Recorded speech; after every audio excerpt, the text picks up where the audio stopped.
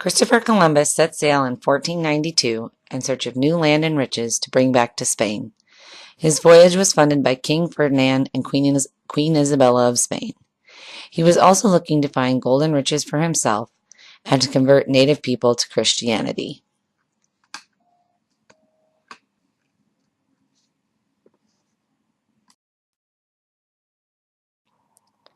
When he arrived in the New World, his first encounters with the American Indians that lived there were peaceful. They are immediately willing to trade natural goods and resources for items like glass beads and bells. In the beginning, he entertained this trading in order to gain their trust and give him information on where he could find gold. As time went on, Columbus began enslaving American Indians for information on how to find gold, and when they couldn't produce answers, they were often killed. This beginning trade kick-started what we know as the Columbian Exchange. The Columbian Exchange can be defined as the many biological, cultural, and human exchanges between Europe, Africa, and the Americas. Plants, animals, and eventually people were traded. However, the most significant aspect of the Columbian Exchange would be the influx of diseases such as smallpox and syphilis that destroyed upwards of 90% of the American Indian population. This map gives a simple depiction of the plants, animals, and diseases that were exchanged.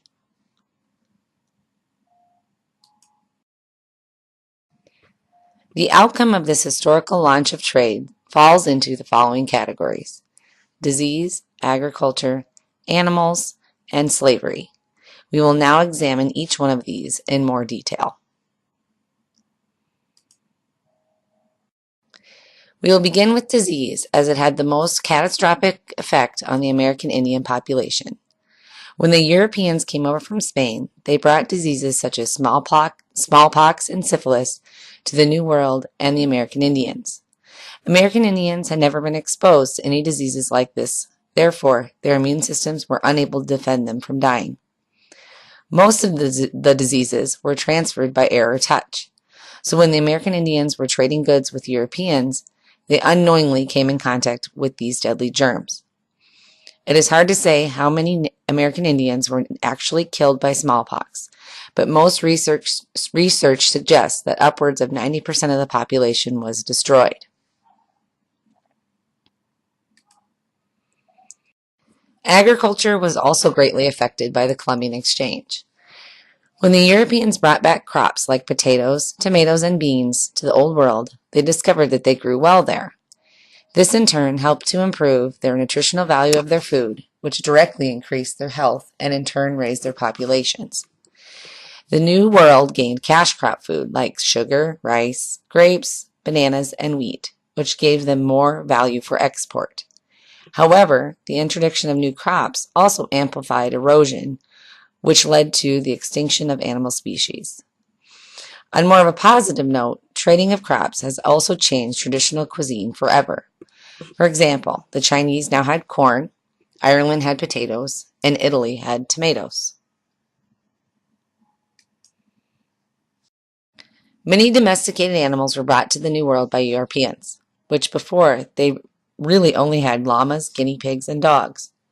Now they had cattle, pigs, sheep, and horses, which served as a valuable resource for work and transportation.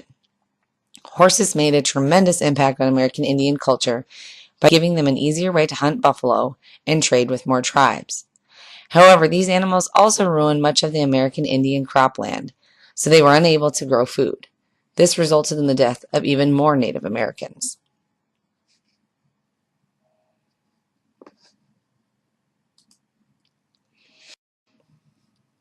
Two major aspects of the Columbian Exchange contributed to the development of slavery.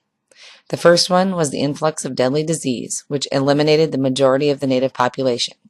Secondly, when the Europeans brought cash crops to the New World, they realized they no longer had slaves to work the plantation fields to grow crops for trading. Therefore, they began trading with Africa for slaves to bring back to the New World and work in the sugar fields. Hence, the slavery movement was born.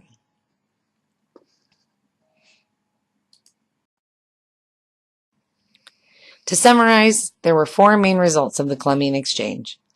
First, the exposure to diseases like smallpox and syphilis from the Old World dramatically decreased the American Indian population because they had no immunities to such diseases. Second, the trading of agriculture may provide us with many products we so love, or maybe I so love, like my Diet Coke, coffee, and wine. But the truth is that it caused erosion to our landscapes and ruined habitats for several species. Next, we have this historical event to thank for our beautiful farms and ranches here in South Dakota. But initially, livestock and horses ruined American Indian croplands, leading to more death among the native population. Lastly, because we began growing cash crops and we no longer had American Indians around because they had died of smallpox, we initiated the slave trade with Africa so that there was someone to work the fields. In closing, I would like to thank you for listening and leave you with this quote. According to historian Alfred Crosby, the exchange of plants, animals, and pathogens between the two hemispheres was biologically the most spectacular thing that has ever happened to humans. And he coined the phenomenon the Columbian Exchange.